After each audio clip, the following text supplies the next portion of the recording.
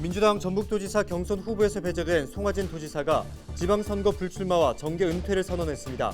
송 지사는 마지막 서운함 때문에 당을 떠나지는 않겠다고 밝혔습니다. 더불어민주당 전북도지사 경선에서 컷오프된 김재선 예비후보가 후보를 사퇴했습니다. 김 예비후보는 이어 7개 단체와 공동으로 안호영 후보를 지지한다고 밝혔습니다. 전북지역 정의당 소속 후보 14명이 공동으로 출마를 선언했습니다. 정의당 소속 예비후보들은 일당 독점 구도를 타파해야 한다고 주장했습니다. 정읍시의회가 시가 추진 중인 주요 사업장을 돌며 진행 상황을 점검했습니다. 시의원들은 동학농민혁명 기념공원 조성 현장에서 부실 시공 예방안도 주문했습니다.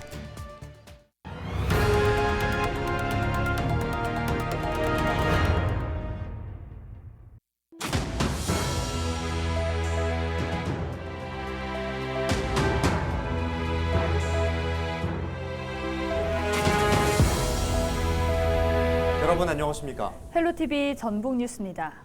민주당 전북도지사 경선 후보에서 배제된 송하진 도지사가 지방선거 불출마와 정계 은퇴를 선언했습니다. 송 지사는 18일 기자회견을 열어 과거 전주시장과 도지사를 수행해오면서 민주당의 덕과 은혜를 입었다며 마지막 서운함 때문에 당을 떠난다거나 뒤에서 욕하는 바람직하지 않은 정치는 하지 않겠다고 밝혔습니다.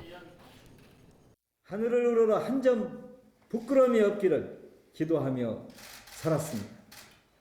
이제 정치를 떠나고자 합니다. 이제 저에게는 네 편, 내 편은 없고 오직 우리 편만 있을 뿐입니다. 더불어민주당 전북도지사 경선에서 컷오프된 김재선 예비후보가 후보 사퇴와 함께 안호영 후보 지지를 선언했습니다. 김재선 예비후보는 18일 기자회견을 갖고 대통령 선거운동 전 예비후보 등록으로 경선 후보에서 탈락했다는 중앙당의 결정을 수용한다고 밝혔습니다. 그는 이어 정읍시의회 4선 김재호 의원과 전국장애인 총연합회 등 7개 단체와 함께 전북도지사 경선에 나선 안호영 후보 지지를 하겠다고 덧붙였습니다. 안호영 후보는 민주당의 가치와 전통 가장 잘 개성할 수 있는 후보이며 정책에 대한 준비가 잘 되어 도지사 후보입니다.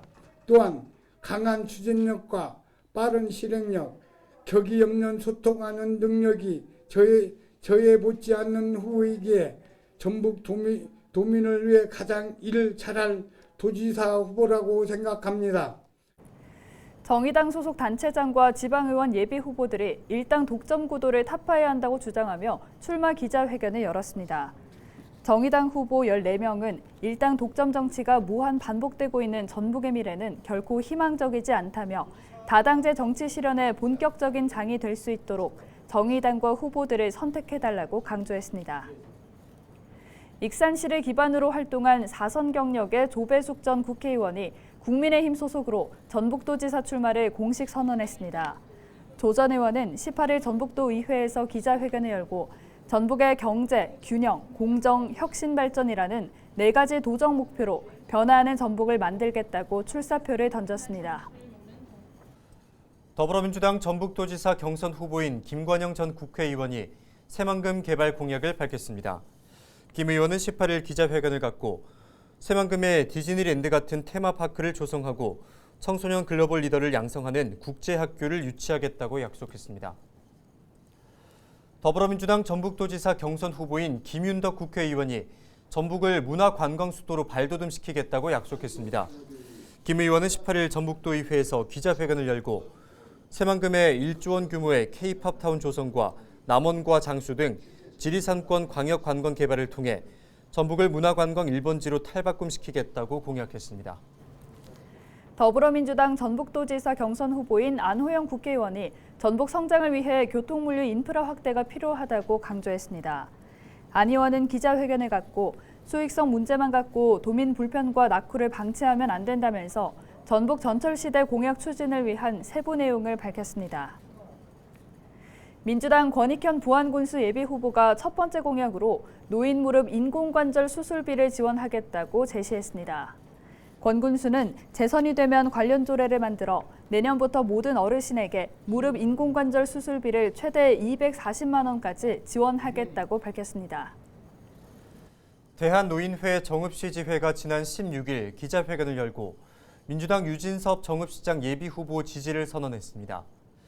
이들은 노인 권익보호와 복지 증진, 의정부와 행정경험이 풍부한 유 후보야말로 시장 자질을 충분히 갖췄다며 지지 이유를 밝혔습니다. 어르신과 자주 소통을 하고 어르신의 권익과 복지 증진을 위한 실질적인 지원을 아끼지 않은 김지가 큰아들과 우리 유진섭 후보를 적극적으로 지지함을 선언한다.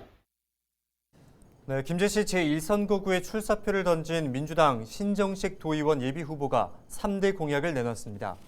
신 예비후보는 김제시 보건소 확장 이전과 장애인 기숙형 대안학교 설립, 금산면 일대 개발과 관광사업 활성화 등을 약속했습니다.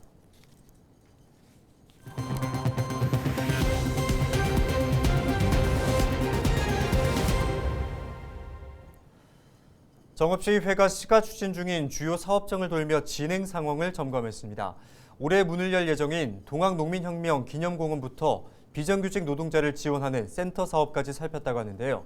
정명기 기자가 보도합니다. 지난해 9월 문을 연 정읍시 비정규직 노동자 지원센터입니다.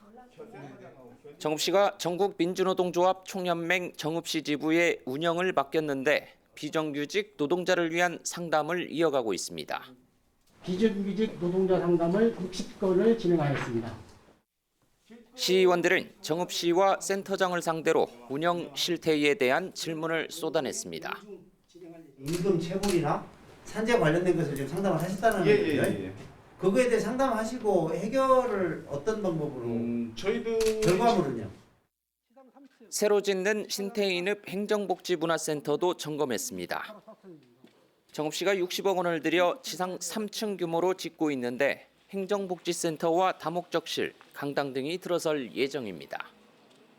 현장을 살펴본 시의회 경제산업위원들은 안전사고와 부실 시공 예방대책 등을 집중적으로 점검했습니다. 앞으로 지역의 주민들이 문화공간으로서 활용할 수 있도록 저희 의회에서도 준공시까지 관심을 가지고 더 좋은 방향이 있으면 방향 설정을 할 수 있도록 노력하겠습니다. 용산호 수면 위로 600m가 넘는 다리가 들어섰습니다. 정읍시가 최근 선보인 수상 데크와 이른바 미르샘 분수, 조형물 등에 들인 예산은 50억 원에 이릅니다. 시의회 자치행정위원들은 지역경제 활성화를 위한 연계 사업 등을 주문했습니다. 들어오고 나가는 데를 저쪽으로 해서 저기에 기념품점이든 우리 농산물 판매점이든 어디든 꼭 지나가게끔 만들어가지고 사업이 추진된 지 벌써 8년이 지난 동학농민혁명 기념공원 조성 현장도 살폈습니다.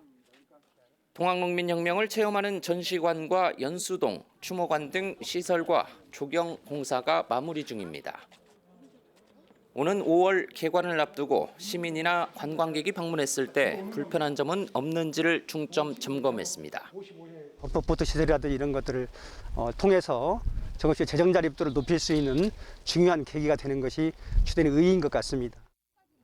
정읍시 주요 사업 현장 7곳을 점검한 시의원들은 개선이 필요한 사항에 대해서는 시정이나 보완을 요구할 방침입니다. 헬로티비 뉴스 정명규입니다. 전북 지역에서 지난 17일 2,066명이 코로나19 확진 판정을 받았습니다. 지역별로는 전주 724명, 부안 105명, 정읍 75명, 김제 73명 등입니다. 사망자는 2명이 더 늘어 모두 764명으로 집계됐습니다.